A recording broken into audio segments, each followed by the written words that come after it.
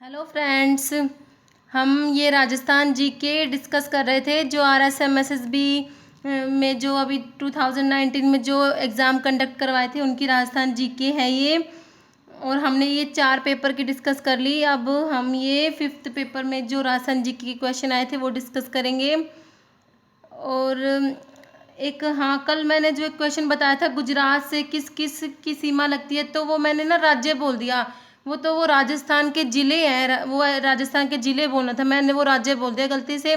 तो आप लोग उसको ठीक कर लेना। वो राजस्थान के कौन कौन से ज़िले हैं जो गुजरात से सीमा बनाते हैं, मैंने ऐसे बोल दिया था राजस्थान के राज्य। तो राजस्थान तो खुद एक राज्य, उसके अंदर ज़िले हैं, वो ज़िले सीमा बनाते हैं। तो राजस्थान के जो 6 ज़िले हैं वो गुजरात से सीमा बनाएंगे, तो इसलिए वो थोड़ा सा वो मिस्टेक हो गई, वो ठीक कर लेना। नेक्स्ट अब हम इसका डिस्कस करते हैं। इसमें राजस्थान जीके के जो क्वेश्चन आए हुए हैं, क्वेश्चन नंबर 1 इज वालर जो नृत्य है वो कौन सी जनजाति का है, तो ये गरासिया जनजाति का है नृत्य। ये पहले भी डिस्कस किया था, गरासियों के नृत्य है। मांदल, वालर, गोल, लूर, ये जवारा, मोरिया, ये सब नृत्य हैं गरासिया जनजाति के। तो ये वालर नृत्य कौन सी जनजाति का है, गरासिया जनजाति का है नृत्य। ये गरासिया जनजाति जो है ये भील और मीणा के बाद तीसरे नंबर पे गरासिया जनजाति आती है। सबसे पहले नंबर पे मीणा है, उसके बाद भील है, उसके बाद ये गरासिया है। गरासिया कहाँ पर है, ये सिरोही और उदयपुर। गरासिया जनजाति सिरोही और उदयपुर में निवास करती है। नेक्स्ट क्वेश्चन है, वंश भास्कर का लेखन कार्य कहाँ के शासकों के आदेश पर किया गया। तो ये जो वंश भास्कर है किसने लिखी थी, ये सूर्यमल मिश्र ने लिखी थी। सूर्यमल मिश्र कहाँ के कवि थे, बूंदी के कवि हैं, तो इसलिए ये इसका आंसर है बूंदी। तो ये सूर्यमल मिश्र ने वंश भास्कर के साथ साथ और भी कई रचनाएं हैं उनकी, कौन सी है, वीर सतसई, राम रंजाट, बलवद विलास और सती रासो, वंश भास्कर, ये सारी है सूर्यमल मिश्र की रचनाएं। याद रखनी है कौन सी, वंश भास्कर, वीर सतसई, राम रंजाट, बलवद विशाल और ये सती रासो, ये सब है सूर्यमल मिश्र के। सूर्यमल मिश्र जो है वो बूंदी के कवि हैं। नेक्स्ट क्वेश्चन है, पिछवाइया कहाँ की प्रसिद्ध है, तो पिछवाइया नाथ द्वारा की प्रसिद्ध है। नेक्स्ट क्वेश्चन है, गोगा जी जो है वो डॉक्टर दशरथ शर्मा के अनुसार जो गोगा जी है वो किसके समकालीन थे, तो वो महमूद गजनवी के समकालीन थे। नेक्स्ट क्वेश्चन है, मेजर बर्टन व उसके पुत्र कहाँ मारे गए। ये जो मेजर बर्टन है ये पॉलिटिकल एजेंट था, कहाँ का, कोटा का पॉलिटिकल एजेंट था 1857 की क्रांति में। जो ये मेजर बर्टन है ये कोटा का पॉलिटिकल एजेंट था। तो ये मेजर बर्टन उसके 2 पुत्र ये कोटा में मारे गए थे। कोटा में जो विद्रोह हुआ था वो जो आम जनता थी उन्होंने विद्रोह किया था। कोटा में कोई भी सैनिक छावनी नहीं थी, उसमें आम जनता ने विद्रोह किया था। और इसमें 2 प्रमुख आते हैं, जयदयाल और मेहराब खान आते हैं कोटा में विद्रोह के प्रमुख नेता। ये क्वेश्चन आता है कौन थे, जयदयाल और मेहराब खान थे। और कोटा का शासक कौन था, राम सिंह सेकंड था। तो इन्होंने जो लोगों ने क्या किया, कोटा के शासक को कोटा के किले में कैद कर दिया था। और इसमें आम तो ये याद रखना है कि इसमें जो कोटा में है ना कोई भी सैनिक छावनी नहीं थी और इसमें आम जनता ने विद्रोह किया था। और इसमें जो ये मेजर बर्टन और उसके पुत्र इनको मार दिया था। और एक इनका डॉक्टर भी था वो भी मारा गया था। और नेक्स्ट क्या है, राजस्थान के प्रमुख राज्यपाल कौन थे, गुरमुख निहाल सिंह थे राजस्थान के प्रमुख राज्यपाल। नेक्स्ट क्वेश्चन, रानी जी की बावड़ी ये क्वेश्चन कल भी डिस्कस किया था, कल भी आया था। रानी जी की बावड़ी कहाँ है, बूंदी में है। नेक्स्ट, मूसी महारानी की छतरी कहाँ पर है, ये है अलवर जिले में है मूसी महारानी की छतरी।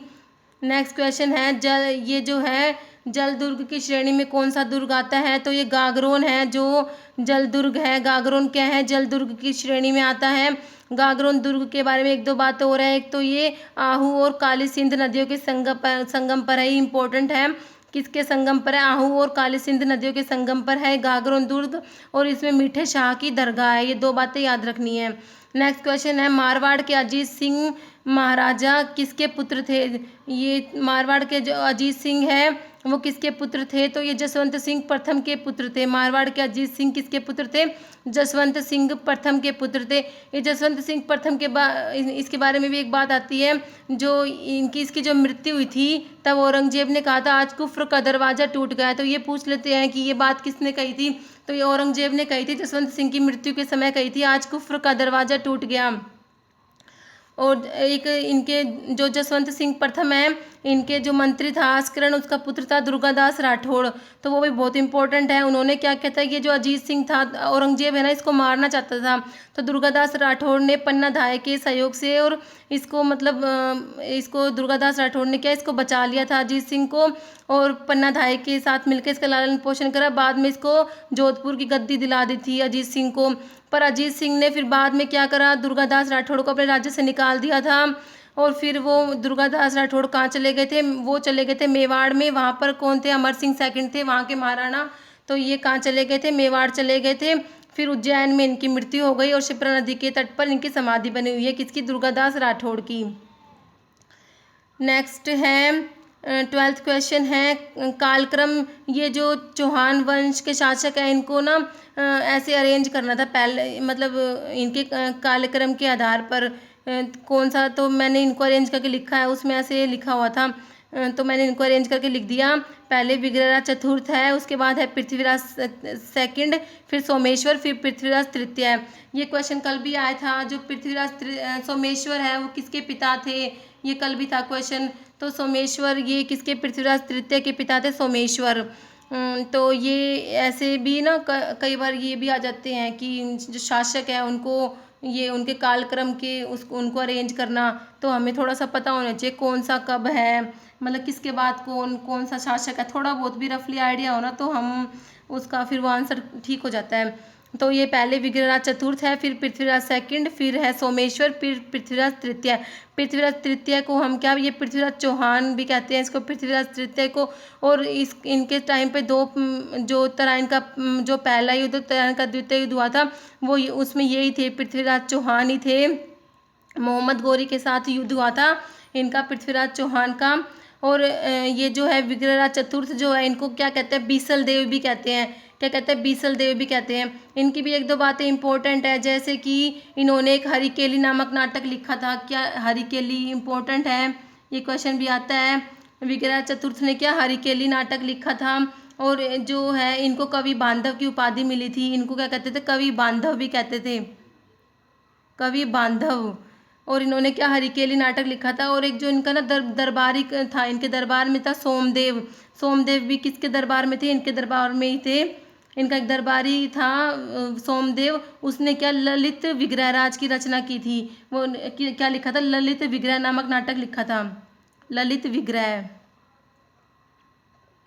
किसने? सोमदेव ने। और किसके दरबार में था? विग्रहराज चतुर्थ के दरबार में था सोमदेव। इन्होंने क्या लिखा था? ललित विग्रह नामक नाटक लिखा था। और विग्रहराज चतुर्थ ने हरिकेली नामक नाटक की रचना की थी। ये इंपॉर्टेंट है। विग्रहराज चतुर्थ के बारे में यही है, 4-5 बातें हैं। जो कवि बांधव की उपाधि है, हरिकेली नाटक है, और सोमदेव ने ललित विग्रह की नामक नाटक की रचना की थी। और इन्होंने जो विग्रह चतुर्थ है, इन्होंने क्या करा था? अजमेर में एक संस्कृत पाठशाला बनवाई थी। बाद में जो कुतुबुद्दीन ऐबक था उसने उसको तोड़ के 2.5 दिन का झोपड़ा बना दिया था। एक ये बात भी याद रखनी है। नेक्स्ट है नेक्स्ट क्वेश्चन है बालाथल सभ्यता कहाँ पर है? तो सभ्यता के बारे में एक क्वेश्चन जरूर आता है। सभ्यता तो हमें सभ्यता का पता तो होना चाहिए कौन सी सभ्यता कहाँ पर है। तो बालाथल सभ्यता कहाँ पर है? उदयपुर में है। नेक्स्ट है कोटा रियासत की महिला स्वतंत्रता सेनानी कौन थी? तो कमला स्वाधीन थी। नेक्स्ट क्वेश्चन राजस्थान में विलय के समय अजमेर का मुख्यमंत्री कौन था? हरिभा उपाध्याय थे। जो अजमेर है ये राजस्थान में लास्ट चरण में 1 नवंबर 1956 को जो अजमेर का राजस्थान में विलय हुआ था, और उस टाइम पे यहाँ के मुख्यमंत्री हरिभा उपाध्याय थे अजमेर के। नेक्स्ट क्वेश्चन है जुलाई 1921 में मोतीलाल तेजावत ने भील आंदोलन कहाँ से शुरू किया? तो इन्होंने झाड़ोल से आरंभ किया था। मोतीलाल तेजावत ने भील आंदोलन जो था इसे एक ही आंदोलन भी कहते हैं। क्या बोलते हैं? एक ही आंदोलन। कब शुरू हुआ? जुलाई 1921 में। किसने? मोतीलाल तेजावत ने। और कहाँ से? झाड़ोल से आरंभ किया। नेक्स्ट क्वेश्चन है, गाय की नस्ल कौन सी है? तो इसमें 4 ऑप्शन थे, उसमें था कौन सी है? 3 ऑप्शन थे, लास्ट था जैसे ओल, सारी की सारी, तो इसमें ये था सारी ही गाय की नस्ल है ये। थारपारकर, राठी, गिर। और कौन कौन सी होती है? कांकरेज भी होती है, सांचौरी, नागौरी, मालवी, हरियाणवी, मेवाती और राठी, थारपारकर और गिर, ये सारी किसकी है? गाय की नस्ल है। और ये जो नस्ल है ना, गाय भेड़, इनकी सबकी नस्लों के नाम याद करने हैं सारे, ये पूछ लेते हैं। नेक्स्ट क्वेश्चन है, बेंटोनाइट का उत्पादन कहाँ होता है? तो बाड़मेर में होता है। बै से बेंटोनाइट, बै से बाड़मेर। नेक्स्ट है, डबोक हवाई अड्डा कहाँ पर है? उदयपुर में है। पहले हमने नाल हवाई अड्डा पढ़ा था, कहाँ पर पढ़ा था? बीकानेर में नाल हवाई अड्डा। अब इसने पूछा डबोक हवाई अड्डा कहाँ पर है? उदयपुर में है। नेक्स्ट है, पीपल द लिफ्ट सिंचाई परियोजना कहाँ पर है? ये सवाई माधोपुर में है। पीपल द लिफ्ट सिंचाई परियोजना कहाँ है? सवाई माधोपुर।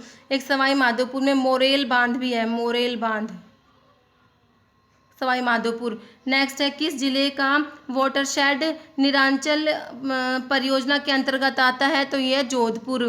नेक्स्ट है, धौलपुर में कौन कौन से अभ्यारण्य है? ये था, तो ये केसरबाग, वन विहार और रामसागर, ये तीनों ही किसमें? धौलपुर में है। कौन कौन से? केसरबाग, वन विहार और रामसागर अभ्यारण्य कहाँ पर है? धौलपुर में है। नेक्स्ट क्वेश्चन है, मृदा में लवणीयता व क्षारीयता की अधिकांश समस्या कौन से जिले में है? तो ये पाली और अजमेर है, इनमें मृदा में लवणीयता और क्षारीयता की अधिकांश समस्या है। और इसकी लवणीयता की समस्या के उपचार के लिए क्या करते हैं? मृदा में जिप्सम ऐड करते हैं। नेक्स्ट क्वेश्चन है, मरुस्थल का विस्तार कहाँ से कहाँ है? तो मरुस्थल पश्चिम से पूर्व की ओर है, क्योंकि ज़्यादातर मरुस्थल पश्चिम में ही है। जैसलमेर, बाड़मेर, बीकानेर, जो ये पश्चिम के जिले हैं, इनमें ज़्यादा मरुस्थल है, तो मरुस्थल का विस्तार है पश्चिम से पूर्व की ओर। नेक्स्ट है, दक्षिण पूर्वी राजस्थान में स्थानांतरित कृषि को क्या कहते हैं? तो इसे स्थानांतरित कृषि को कहते हैं वालरा। क्या बोलते हैं? वालरा। नेक्स्ट है, कौन सी संवर्षा रेखा है जो राजस्थान को 2 भागों में विभाजित करती है? तो 50 सेंटीमीटर की जो संवर्षा रेखा है वो राजस्थान को 2 भागों में विभाजित करती है। नेक्स्ट क्वेश्चन है, अवनालिका अपर्दन कहाँ होता है? तो ये अवनालिका अपर्दन कहाँ? कोटा में होता है। नेक्स्ट क्वेश्चन है, न्यूनतम वनच्छादित क्षेत्रफल कहाँ पर है? तो ये चूरू में है, सबसे कम वनच्छादित क्षेत्रफल है चूरू का। नेक्स्ट क्वेश्चन है, स्थलीय सीमा कितनी है? राजस्थान की स्थलीय सीमा की लंबाई कितनी है? तो ये स्थलीय सीमा है, ये कितनी है? 5920 किलोमीटर है। टोटल स्थलीय सीमा कितनी है? 5920 किलोमीटर है। कितनी टोटल स्थलीय सीमा कितनी है? 5920 किलोमीटर, याद रखना है। इसमें से जो 1070 है वो तो क्या है? अंतर्राष्ट्रीय सीमा, जो किससे? पाकिस्तान से लगती है। 1070 क्या है? अंतर्राष्ट्रीय सीमा। और जो बाकी की बचेगी 4850 वो है अंतर्राज्यीय सीमा। अंतर्राज्यीय सीमा जो कितनी है? 4850 है वो अंतर्राज्य है, और 1070 क्या? अंतर्राष्ट्रीय। अंतर्राष्ट्रीय जो पाकिस्तान से लगती है, जिसे रेड क्लिफ रेखा भी कहते हैं। तो राजस्थान के कौन कौन से ज़िले हैं? जैसे पहले तो गंगानगर आता है, श्री गंगानगर है, बीकानेर, बाड़मेर, जैसलमेर, ये जो राजस्थान के 4 ज़िले हैं ये अंतर्राष्ट्रीय सीमा बनाते हैं पाकिस्तान के साथ। कौन कौन से? गंगानगर, बीकानेर, बाड़मेर और जैसलमेर। तो सबसे ज़्यादा सीमा किसकी लगती है? ये भी पूछते हैं। जैसलमेर की लगती है, सबसे कम बीकानेर की लगती है। सबसे ज़्यादा किसकी लगती है? जैसलमेर की कितनी लगती है? 464 किलोमीटर लगती है। और सबसे कम किसकी लगती है? बीकानेर की कितनी? 168 किलोमीटर लगती है। ये क्वेश्चन, ये स्थलीय सीमा का ना, ये बहुत इंपॉर्टेंट क्वेश्चन है, ये अच्छे से याद करनी है कि कितनी है, टोटल कितनी है, अंतर्राष्ट्रीय कितनी है, अंतर्राज्य कितनी है, और अंतर्राज्य कितने राज्यों के साथ लगती है? राजस्थान की सीमा 5 राज्यों से लगती है। कौन कौन से? सबसे पहले ऊपर पंजाब आता है, उसके बाद हरियाणा आता है, फिर आता है यूपी, उसके बाद एमपी आता है, उसके बाद गुजरात आता है। ये 5 राज्य हैं जिनकी सीमा किससे लगती है? राजस्थान से। और इसमें ऐसे कौन कौन से ज़िले अगर याद करने हो, राजस्थान के कौन कौन से ज़िले हैं जो, तो 2, 7, मैंने कल भी बताया था, 2, 7, 2, 10, 6 ऐसे याद रखना है। 2, 7, 2, 10, 6 से याद करना है। तो ये जो पंजाब से 2 ज़िले लगाएंगे सीमा, हरियाणा से 7, यूपी से 2, एमपी से 10 और गुजरात से 6। गुजरात से कल बताया था 6 ज़िले कौन कौन से लगे हुए हैं। और ये सारे याद, इनके ज़िले भी याद करने हैं, कौन कौन से ज़िले की इसकी लगी हुई है। जैसे पंजाब से कौन कौन से हैं, पंजाब से है गंगानगर और हनुमानगढ़ है जो उनकी पंजाब से लगी हुई है, किस किस किसकी, गंगानगर की और हनुमानगढ़ की। उसके बाद आता है हरियाणा से, हरियाणा से कौन कौन से हैं, हरियाणा से एक तो हनुमानगढ़ आ जाएगा। उसके बाद जो शेखावाटी आता है ना, चूरू झुंझुनू सीकर, और उसके बाद है जयपुर अलवर भरतपुर, ये किसके साथ है, हरियाणा के साथ लगाते हैं राजस्थान के ज़िले। उसके बाद यूपी से 2 लगते हैं, जो पूर्व वाले भरतपुर और धौलपुर है ना जो 2, वो यूपी से लगते हैं। एमपी से 10 लगते हैं, तो वो याद कर लेना। वैसे जिसको अगर मैप अगर आता होगा ना तो वो तो वैसे भी पता लग जाएगा ज़िले कौन कौन से हैं। तो एमपी से एक धौलपुर ही हो जाएगा, धौलपुर की यूपी से भी लगेगी, एमपी से भी लगेगी। धौलपुर, करौली, सवाई माधोपुर, कोटा, बारा, झालावाड़, चित्तौड़गढ़, भीलवाड़ा, बांसवाड़ा और प्रतापगढ़ की लगेगी एमपी से। और गुजरात से कल बताए थे 6 ज़िले कौन कौन से बताए थे। डूंगरपुर बांसवाड़ा है एक, तो जो वागड़ प्रदेश है डूंगरपुर बांसवाड़ा। एक उदयपुर आता है, एक तो सिरोही, जालोर और बाड़मेर आता है, किससे, जिसकी गुजरात से लगते हैं। तो ये सारे याद करने पड़ेंगे, किस किस के पूछ लेते हैं ये क्वेश्चन। तो हमने इसमें क्या पढ़ा, स्थलीय सीमा कितनी है, 5920 किलोमीटर है। नेक्स्ट क्वेश्चन है, कुंभलगढ़ व गोगुंदा के बीच का पठार क्या कहलाता है। तो ये भोराट का पठार है, बहुत इंपॉर्टेंट है ये। जो कुंभलगढ़ गोगुंदा के बीच का पठार है, भोराट का पठार है। तो इसको ऐसे भी याद रख सकते हैं, जैसे महाराणा प्रताप का जन्म कुंभलगढ़ में हुआ था, कुंभलगढ़ जिले के कटारगढ़ में बादल महल में हुआ था महाराणा प्रताप का जन्म। तो उनका जो राज्याभिषेक है गोगुंदा में हुआ था, तो इससे इसको रिलेट करके याद कर सकते हैं। कुंभलगढ़ और गोगुंदा के बीच के पठार को कहते हैं भोराट का पठार कहते हैं। नेक्स्ट क्वेश्चन है, बंगाल की खाड़ी के अपवाह का भाग कौन सा नहीं है, ये था क्वेश्चन। तो इसमें माही नदी है, वो बंगाल की खाड़ी के अपवाह का भाग नहीं है। चंबल, खारी और बनास नदी है, ये बंगाल की खाड़ी के अपवाह का भाग है। और जो माही नदी है वो खंबात की खाड़ी में जाके गिरती है। ये अरब सागर के जैसे राजस्थान की नदियों के एक तो अंत प्रवाही होती है, एक बंगाल की खाड़ी वाली होती है, एक अरब सागर वाली होती है। तो ये माही नदी है ना, ये अरब सागर के प्रवाह तंत्र में आती है। तो इस वीडियो में इतना ही। अगर आपको ये वीडियो अच्छी लगी हो तो चैनल को सब्सक्राइब जरूर करना, वीडियो को लाइक करना। Okay, thank you.